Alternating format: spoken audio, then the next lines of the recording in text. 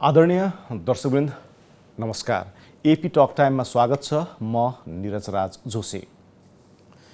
मनसुनी season सुरु भए सँगसँगै प्राकृतिक विपत्तिका घटनाहरू प्रत्येक वर्ष हामीले सुन्दै आएका छौँ र भोग्दै आएका छौँ। प्राकृतिक विपदका कारण धेरै मानिसले अकालमा मृत्युवरण पनि गर्नु परेको छ। अर्कोतर्फ हाम्रो मुलुकको भू बनावटका कारण पनि यस किसिमका घटनाहरू र यस किसिमका प्राकृतिक विपदका घटनाहरू हुने गरेका छन्।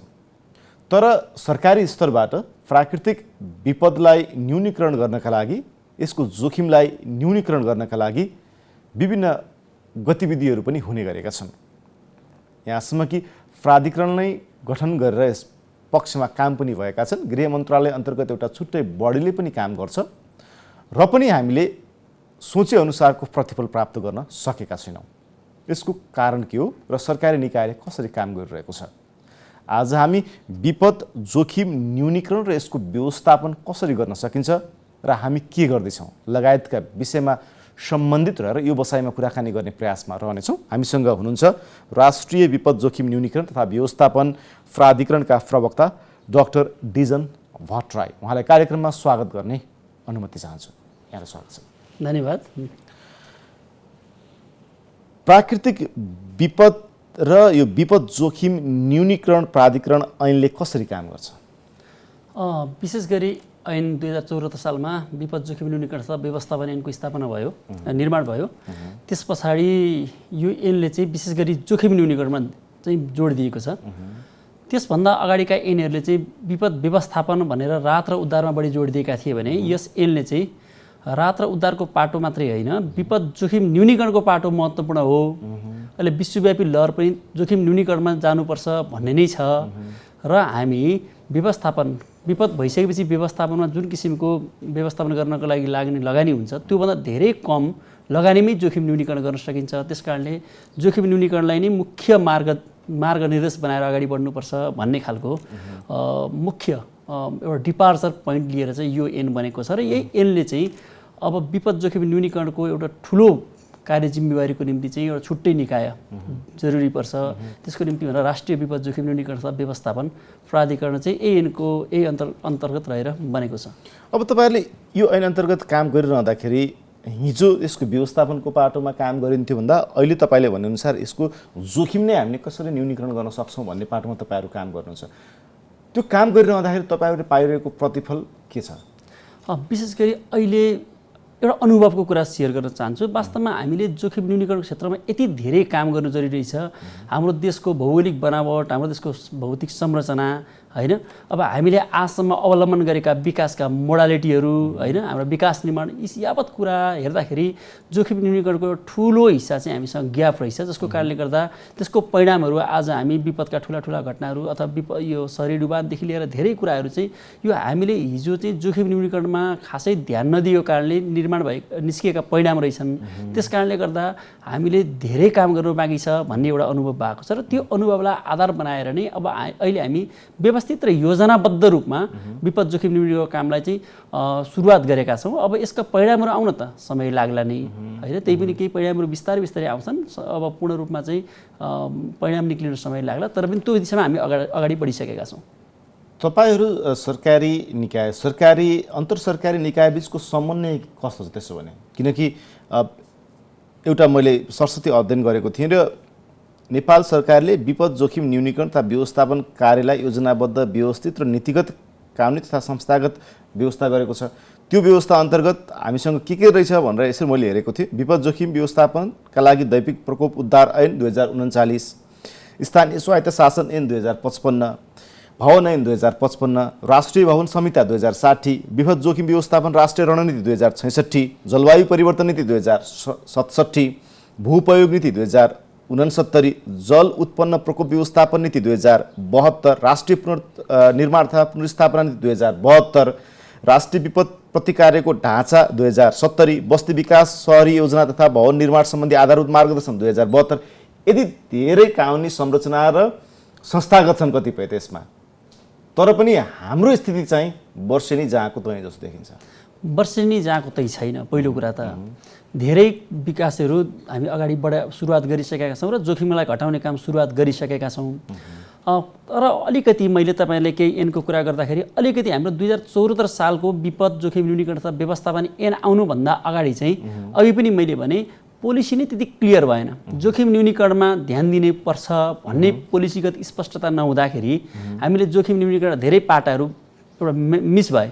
जस्तै आज पनि हामी विकास गर्छौँ, विकासको कारणले विनाश निम्त्याइरहेका छौँ होइन। यदि हामीले विकास निर्माण गर्दै विपद संवेदनशील विकास गर्नुपर्छ, विपदका विकास गर्दाखेरि जोखिम न्यूनीकरण विपदको जोखिम कहाँ हुनसक्छ भन्ने कुरा खोज्नुपर्छ, त्यसको न्यूनीकरणको दृष्टिकोण राखेर विकास गर्नुपर्छ भनेर ठुला योजना आयोजना बनाउँदैखेरि गरिएको भए सम्भवतः धेरै जोखिम हुँदैन थियो। आज हामीले यो काठमाडौँको कुरूप चित्र पनि थाहा नपाएर बनाएको, थाहा पाएर हामीले यो अहिले पनि भर्खर 2 दिन अगाडि चाहिँ पुरै काठमाडौँ जलमग्न भयो पानी पर्ने बित्तिकै होइन। हाम्रा एकदम किन यस्तो भयो भन्दा हामीले अव्यवस्थित सहरीकरण गऱ्यौँ, ढलहरूको सही व्यवस्थापन गर्न जानेनौँ होइन। नजाने कारण यो कुरा भइरहेको छ। त्यस कारणले गर्दाखेरि हामीले पहिले नै एउटा स्पष्ट नीतिगत जोखिम न्यूनीकरणको निम्ति स्पष्ट नीतिगत व्यवस्था गरेको थियौँ भनेदेखि सम्भवतः धेरै जोखिमहरू घटाउन सक्थ्यौँ। र अब चाहिँ हामी त्यो डिपार्चर पोइन्टमा पुगेका छौँ। अबका दिनहरूमा चाहिँ अबका गरेका व्यवस्थित योजनाका कारणले गर्दा आगामी दिनमा चाहिँ आजका हिजोका गल्तीहरूलाई करेक्सन गर्दै जाने र नयाँ गल्ती नगर्ने त्यो दिशामा अगाडि बढ्नुपर्छ। अहिले तपाईँहरूको प्राधिकरणले नयाँ बनिरहेका सहरहरू या तराई होस् या पहाडी क्षेत्रमा हुन् या अरू क्षेत्रहरूमा त्यसमा तपाईँहरूले त्यस किसिमको योजना र विकासको कार्ययोजना दिनुहुन्छ? यसमा त्यसै अनुसार काम भइरहेको छ? भर्खर तपाईँले अघि भन्नुभएको थियो अहिले हामी सङ्घीयतामा गइसकेपछि 3 तहका सरकारहरू हामीसँग छन् र सम्माननीय प्रधानमन्त्रीज्यूको अध्यक्षतामा रहेको विपद जोखिम न्यूनीकरण तथा व्यवस्थापन राष्ट्रिय परिषददेखि लिएर वडा स्तरसम्मका हाम्रा विपद व्यवस्थापन गर्ने संयन्त्रहरू छन्, समितिहरू छन्। यसरी यी सबै समितिहरूको उत्तिकै जिम्मेवारी हुन्छ। हामी प्राधिकरण भनेको चाहिँ सबै निकायहरूलाई समन्वय गर्ने र एउटा नीतिगत रूपमा एक ठाउँमा बाँध्ने आवश्यकता अनुसार समन्वय गर्ने निकाय हो। त्यस कारणले गर्दाखेरि अब हामीसँग स्पष्ट रूपमा भएको एउटा साझा दस्तावेज भनेको चाहिँ ऐन हो। विपद जोखिम न्यूनीकरण व्यवस्थापन ऐनले नै विपद जोखिम न्यूनीकरणलाई चाहिँ दिशानिर्देश गर्ने ढङ्गले अगाडि बढेपछि तिनै तहको सरकारको जिम्मेवारी पनि त्यो विपद जोखिम न्यूनीकरणमा केन्द्रीकृत हुनुपर्ने हुन्छ र आगामी उहाँहरूले बनाउने नीति योजना कार्यक्रम तथा आफ्ना प्रत्येक वर्षका कार्ययोजनाहरू त्यो ऐनको सापेक्षतामा निर्माण गरिनुपर्ने हुन्छ। जसले गर्दाखेरि स्वतस्फूर्त रूपमा आगामी दिनमा हामी प्राधिकरणले मात्रै होइन सबै तहको सरकारको साझा प्रयास र सहकार्यमा चाहिँ जोखिम न्यूनीकरण कामहरू अगाडि बढ्नेछन्। यसमा के तपाईँहरूको बिचमा अझै समन्वयको अभाव तपाईँहरूले महसुस गर्नुहुन्छ कि भोलिको दिनमा फेरि तपाईँहरू जस्तै अहिले काठमाडौँको मनोरा क्षेत्र डुब्यो, तपाईँको कपनमा पानी आउने बित्तिकै बाढीको मोटरसाइकलदेखि गाडी बगाउने खालको सडकले नदीको रूप लिन्छ। भोलिको दिनमा तपाईँहरूको यो प्राधिकरण बनिसकेपछि पनि हामीले 10 वर्षपछि यस्तै किसिमको बहस गर्नुपर्ने हुन्छ या साँच्चै तपाईँहरू त्यो समन्वयात्मक भूमिका निर्वाह गरेर अगाडि बढ्दै हुनुहुन्छ? यो एकदमै महत्त्वपूर्ण कुरा गर्नुभयो। अबको 10 वर्ष पछाडि यही बहस गर्नु नपुग्नै पर्ने ठाउँमा हामी जानुपर्छ। त्यो बाटोमा आजदेखि चाहिँ कमसेकम अहिले हामी 2 वर्षको अवधिमा 2-2.5 वर्ष भयो प्राधिकरण स्थापना भएको। अब हामी 10 वर्ष पछाडि बहस गर्दाखेरि त्यो बाटोमा नपुग्ने, त्यो अवस्थामा नपुग्ने ढङ्गले अहिलेका योजना कार्यक्रमहरू अगाडि बढाउँदैछौँ। अहिले हामीले जुन किसिमका विपद जोखिम न्यूनीकरणका निम्ति अन्तर्निकायगत समन्वयको प्रयासहरू हामी जुन ढङ्गले गर्दैछौँ, हामी जुन किसिमका हाम्रा कार्ययोजनाहरू तयार गर्दैछौँ त्यो दिशामा नै छौँ। जस्तै उदाहरणको लागि हजुरलाई भनौँ, हामीले चाहिँ स्थानीय जनसमुदायलाई प्रतिकार्यमा समावेश गर्नुपर्छ भनेर अब हामीले चाहिँ जनसमुदायको सहभागिताको कुरा उठाएर ल्याएका छौँ। जसले चाहिँ हामीले भोलिन्टियरी ब्युरो गठन तथा परिचालन कार्यविधि 2078 भनेर बनाएका छौँ। यो तिनै तहका सरकारले आफ्नो तहमा भोलिन्टियरहरू बनाउने, स्थानीय जनसमुदायलाई चाहिँ प्रतिकार्यमा राहतमा केन्द्रीकृत गराउने, यसरी जनसहभागिताको विकास गर्ने। हिजोसम्म हामी खालि सुरक्षा निकायको मात्रै मुक्त आकेर बसेका थियौँ। अब त्यसरी मात्रै हुँदैन, जनताको इङ्गेजमेन्ट जरुरी छ। त्यो ढङ्गले जनतालाई सहभागी बनाउने। त्यति मात्रै होइन, अब चाहिँ अहिलेसम्म हामी राहतको निम्ति भनेर सरकारले अलिकति एउटा खाद्यान्नको निम्ति भनेर केही पैसा दिने होइन, 10-15,000 20,000 रुपियाँ दिने होइन गर्ने अवस्थाबाट कमसेकम अहिले चाहिँ हामीले अस्थायी आवासको निर्माण गर्ने र एउटा उहाँहरूको निजी आवास बनाइदिने भनेर चाहिँ हिमाली जिल्लामा 5 लाख, पहाडका जिल्लामा 4 लाख, तराईका जिल्लामा 3 लाख रुपियाँ चाहिँ उपलब्ध गराउन सुरु गरेका छौँ। यसरी गर्दाखेरि 2 वर्षको तथ्याङ्कलाई मात्र हेर्ने भन्यो भने हामीले 1 अर्ब 12 करोडभन्दा बढी रकम चाहिँ हामीले जिल्ला विपद व्यवस्थापन समितिमा पठाएका छौँ। जिल्ला विपद व्यवस्थापन समिति मार्फत निजी आवासका घरहरू बन्दैछन् होइन, व्यक्तिका भत्किएका घरहरू। अब त्यति मात्र होइन, बिमामा जानुपर्छ। अब कुनै संसारको कुनै पनि मुलुकले विपदका घटनाबाट हुन सक्ने कुरा कम्पेन्सेसन दिएर सक्दैन। आज हामीले पनि सकेका छैनौँ, अरू मुलुकले पनि सक्दैन। त्यस कारणले तर जनताको क्षति त भइरहेको हुन्छ। त्यसो हुँदा अब बिमा पद्धतिमा जानुपर्छ। त्यो बिमा पद्धतिको मोडलिङ के हो, त्यसमा हामी आज बहस गर्दैछौँ, छलफल गर्दैछौँ। त्यति मात्रै होइन कि ठुल्ठुला जोखिमको कारणले त देशको अर्थतन्त्र टाटपल्टिने अवस्था पनि पुग्न सक्छ होइन। अब हाम्रो गत 72 सालको भूकम्पहरू फेरि फ्रिक्वेन्टली आइदिने भने के होला हाम्रो अवस्था। त्यसो हुँदा समग्र मुलुकको अर्थव्यवस्थाकै बिमा गर्नुपर्छ कि भन्ने सम्मका पनि बहसहरूमा हामी छलफलमा केन्द्रीकृत छौँ। यसरी हेर्दाखेरि अब विपदको संवेदना जोखिमको विषयमा मान्छेहरू यति बढी अनभिज्ञ हुनुहुन्छ होइन, यति बढी अनभिज्ञ हुनुहुन्छ कि जनताको तहमा होइन, हामी पोलिसी मेकरहरू नै त्यो विषयमा जानकार रहेछौँ। यसरी हेर्दाखेरि हामीले बनाउने घरहरू आज पनि कति असुरक्षित छन्। हामी आफू बस्ने घर कति असुरक्षित छन्। अहिले हामी यहाँ बसिरहेका छौँ, यो स्टुडियोकै यो ठुलो बिल्डिङमा हामी बस्दै गर्दा हामीलाई पनि थाहा छैन यो बिल्डिङ कति रेक्टर स्केल भूकम्पसम्म धान्न सक्छ होइन। अब हामीले यसो हेर्दै गर्दाखेरि यहाँ हामीले न्यूनतम हामीले अग्नि नियन्त्रक साधन राखेका छौँ कि छैनौँ होइन। अब यहाँ चाहिँ यदि बाइचान्स कुनै ठुलो जोखिम भयो, घटना घट्यो भने हामी कहाँ हो त, हामी भागेर कहाँ जाने हो त, हामी कसरी उद्धार हुन्छौँ, हामी पहिले हामी कहाँ जान्छौँ त, कहाँ भाग्छौँ त, हामीले प्लान बनाएका छौँ कि छैनौँ। यसरी यो हामीले थाहा नपाएर धेरै कुराहरू हामीसँग ग्याप छन्। यसरी हामी एकदमै बौद्धिक भन्ने वर्गदेखि लिएर आम सामान्य जनताहरूमा पनि विपद संवेदनशील संस्कृतिको विकास भएको छैन। त्यसलाई विकास गर्ने सबैभन्दा मेजर चुनौती देख्छु म चाहिँ होइन। यदि त्यो गर्न सकियो भने पक्कै पनि ती बिस्तारै जनचेतनाको अभिवृद्धि गर्ने होइन। अब हामी आफ्नो घर, आफू बस्ने घर चाहिँ कमजोर बनाउनको निम्ति नगरपालिकाले टाइट गर्यो, एकदम व्यवस्थित बना, मापदण्ड अनुसार बना भन्यो भनेर हामीले कमजोर घर दिनु न भनेर हामी अनुनय विनय गर्न थाल्छौँ होइन। भनेपछि हामी आफू बस्ने घर कमजोर घर बनाउनको निम्ति पनि हामी अनुनय गर्ने कस्तो कल्चरमा छौँ होइन। अब नि यति कुरा तपाईँले भनिरहँदाखेरि मैले फेरि पनि भने कि के 10 वर्ष पछाडि हामी यस्तै किसिमको बहस गर्दैनौँ? तपाईँहरू त्यस अनुसारको मोडालिटीमा काम गर्दै हुनुहुन्छ? आज यी बहसहरू सम्भवतः यति बौद्धिक ढङ्गले यति एउटा हामीमा भएका समस्याहरूको यति मेन रूपमा योभन्दा अगाडि बहस गरेका थिएनौँ। अब बहस सुरुवात गऱ्यौँ। अब बिस्तारै वे आउटहरू पत्ता लाग्दैछन् र यसले पक्कै पनि हामीलाई चाहिँ एउटा दिशा नीतिगत रूपमा स्पष्ट बनायो। अब हामी कार्यक्रमगत रूपमा व्यवस्थित रूपमा अगाडि बढ्नु सुरुवात गरिसकेका छौँ। सही ठाउँमा ल्याउनु हो कि कार्यान्वयनको पाटो चाहिँ कस्तो छ त्यसो भने? हो, कार्यान्वयनको पाटो, तपाईँहरूको कार्यान्वयनको पाटो राम्रो हुनलाई तपाईँहरूको अनुगमन निरीक्षण त्यही अनुसारको हुनु पर्यो। त्यही अनुसारको भएन भने तपाईँहरू नीति त हामीसँग पर्याप्त छ, देश बनाउने संसार बनाउने नीति होला हामीसँग, तर त्यसको कार्यान्वयनको पाटोमा सधैँ हामी चुकिरहेका छौँ। होइन, नीति पर्याप्त भएर भएन नि, सही हुनु पर्यो। नीति धेरै नीति भयो भने त झन् बिग्रिन सक्छ। सही नीति जरुरी छ। अहिले चाहिँ हामीले सही नीति पक्रेका छौँ होइन। त्यही भएर सरकारले पनि त कति प्राथमिकता दिएको छ। हामी यो वर्ष माननीय अर्थमन्त्रीले बजेट भाषणमै हाम्रो प्राधिकरणमा विपद जोखिम न्यूनीकरणको लागि भनेर 1 अर्ब 61 करोड भनेर त बजेट भाषणमा भन्नुभयो। सम्भवतः योभन्दा अगाडि तपाईँले सुन्नुभएको थिएन होइन। राज्यले अब विपद जोखिम न्यूनीकरण र व्यवस्थापनलाई यति प्रायोरिटी राखेको छ, प्राधिकरण गठन गर्यो, नयाँ ऐन निर्माण गर्यो। हामीले त्यो अनुसारका 3 तहका सरकारमा सामान्य प्रधानमन्त्रीको अध्यक्षतामा भएदेखि अहिले मैले भने स्थानीय तहसम्मका संरचनात्मक व्यवस्थाहरू निर्माण गर्यो होइन। सरकारले बजेटको व्यवस्थापन गरिरहेछ। यसरी गर्दा सरकारले उच्च प्राथमिकता साथ यो कामलाई अगाडि बढाएको छ र त्यो प्राथमिकता अनुसार हामीले काम अगाडि सुरुवात गरिसकेका छौँ। अबको दिनमा त्यस कारणले 10 वर्ष पछाडि अझ हजुरले भन्नुभयो हामीले 10 वर्ष विपद जोखिम न्यूनीकरणको महाअभियान नै सुरुवात गर्न लागेका छौँ।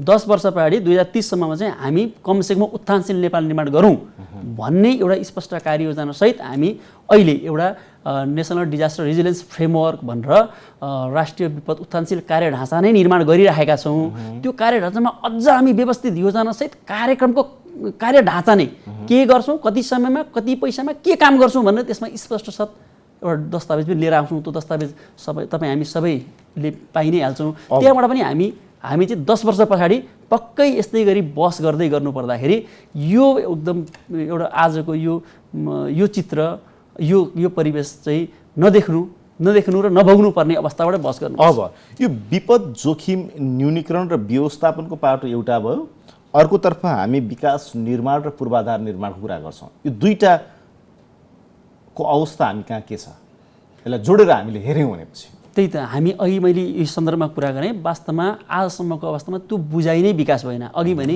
हामी योजना बनाउने प्लान हेर्नै त्यो दृष्टिकोण भएन।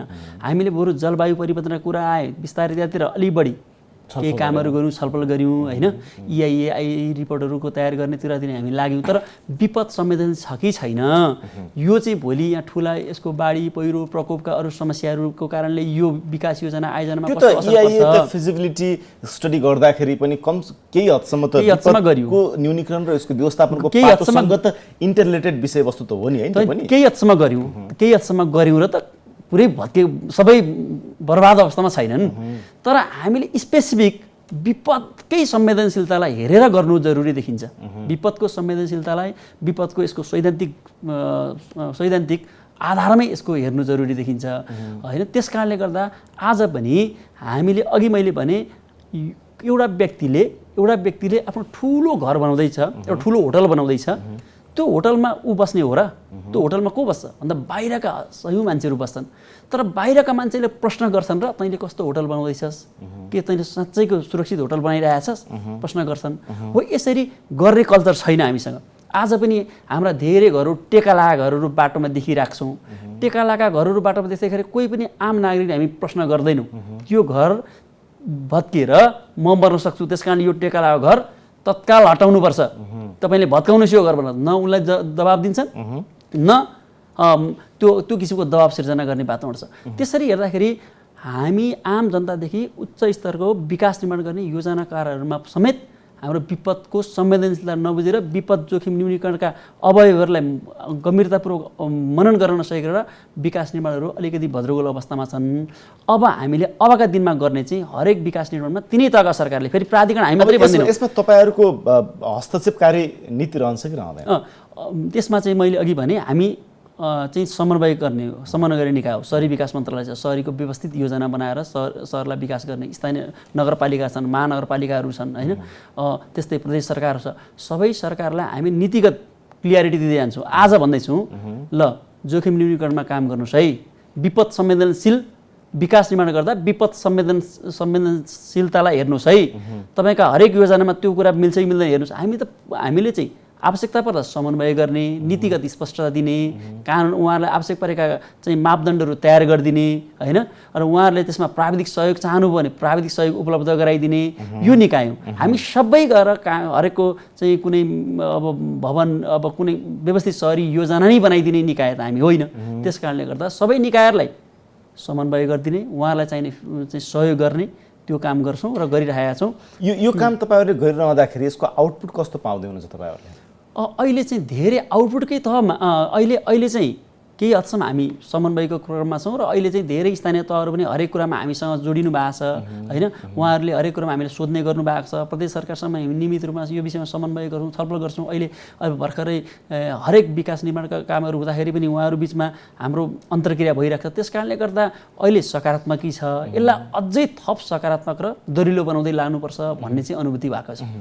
अब जस्तै अघि मैले भने यो गत वर्ष मिलम्चीमा आएको बाढी र त्यसले पुर्याएको क्षतिले आज हामी यसको अवस्था भोग्दैछौँ। सिक्टा सिँचाइ आयोजना हामीले बनायौँ, त्यसको ठुलो पानी आइदिँदाखेरि त्यो आयोजनाले बगेर गयो। यस्ता किसिमका आयोजनाहरूमा तपाईँहरूको समन्वय र भूमिका रहन्छ कि रहँदैन, या तपाईँहरूको यो क्राइटेरियाभन्दा बाहिरको विषय हो, क्षेत्राधिकारभन्दा बाहिरको विषय हो? हिजोका दिनहरूमा पक्कै पनि यी विषयमा संवेदनशील नहुँदाखेरि केही समस्या आएको छ। अब आजको दिन, अब आजभन्दा पछाडि चाहिँ हामीले पनि के अपेक्षा गरेका छौँ भने कमसेकम ठुलो योजना आयोजना बनाउँदाखेरि यी विपद संवेदनशील छन् कि छैनन् भन्ने कुराको अध्ययन होस् होइन।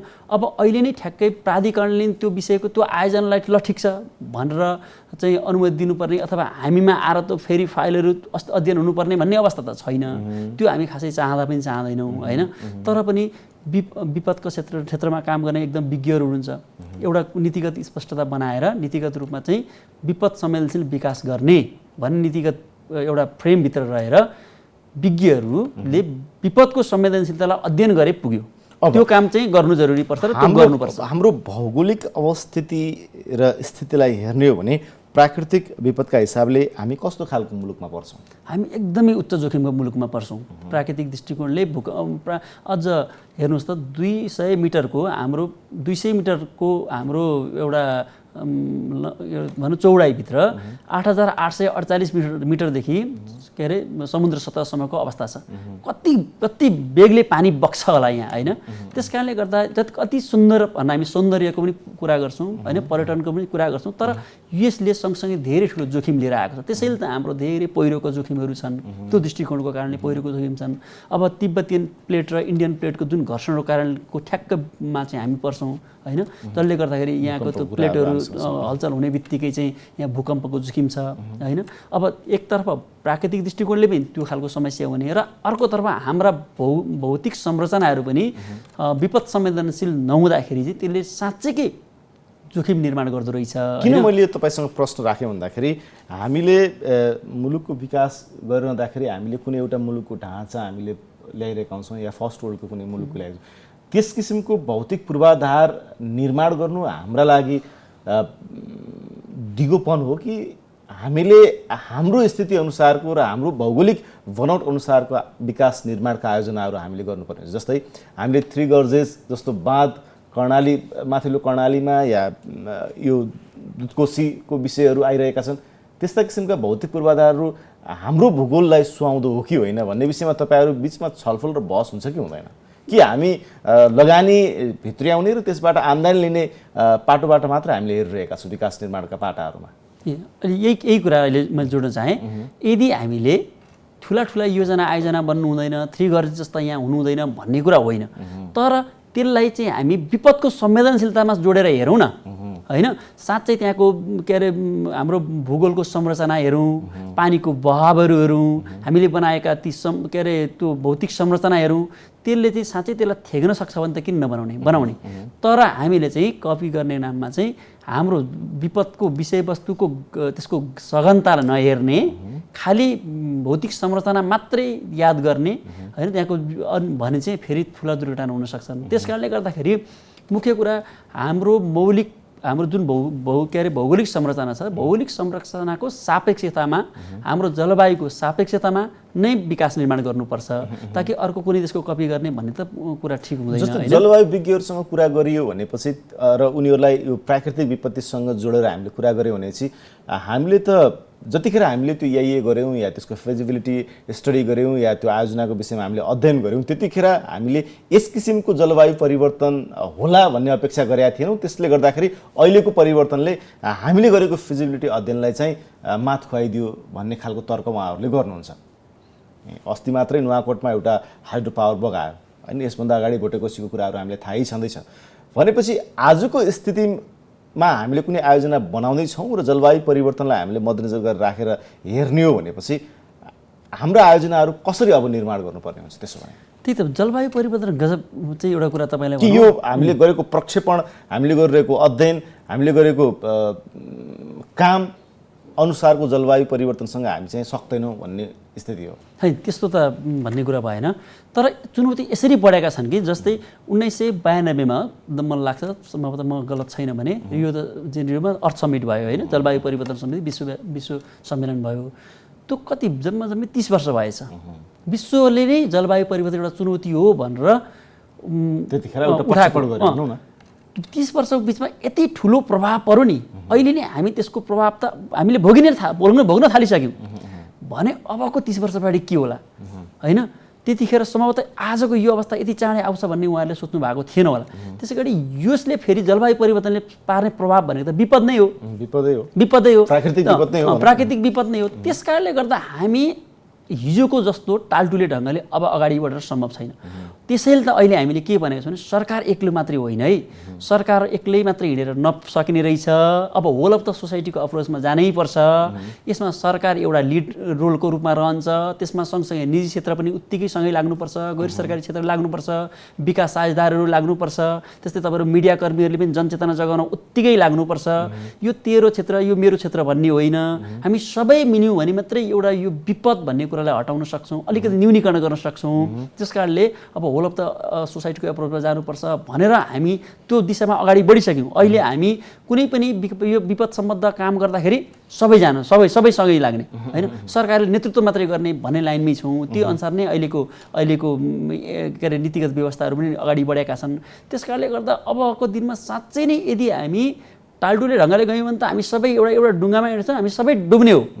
त्यस कारणले गर्दा यति संवेदनशील भएर सबै पक्षहरू सहकार्यमा अगाडि बढ्नै जरुरी छ, अनि मात्रै आउने विपदका चुनौतीलाई घटाउन सकिन्छ, नत्र भने एकदमै जोखिम छ। हस्, कार्यक्रममा आएर यति कुरा राख्नु त्यसको लागि तपाईँलाई धन्यवाद। केही महत्त्वपूर्ण विषयहरू राष्ट्रिय विपद जोखिम न्यूनीकरण तथा व्यवस्थापन प्राधिकरणको तर्फबाट व्यक्त गर्ने अवसर प्रदान गर्नुभएकोमा तपाईँको लोकप्रिय टेलिभिजन AP1लाई पनि आभार व्यक्त गर्छु र तपाईँलाई पनि धन्यवाद दिन चाहन्छु। हस्, धन्यवाद। दर्शकबिन्दु उहाँ हुनुहुन्थ्यो राष्ट्रिय विपद जोखिम न्यूनीकरण तथा व्यवस्थापन प्राधिकरणका प्रवक्ता डाक्टर डिजन भट्टराई। आजको AP टक टाइमको समय सकेको छ, बिदा दिनुहोस्, नमस्कार।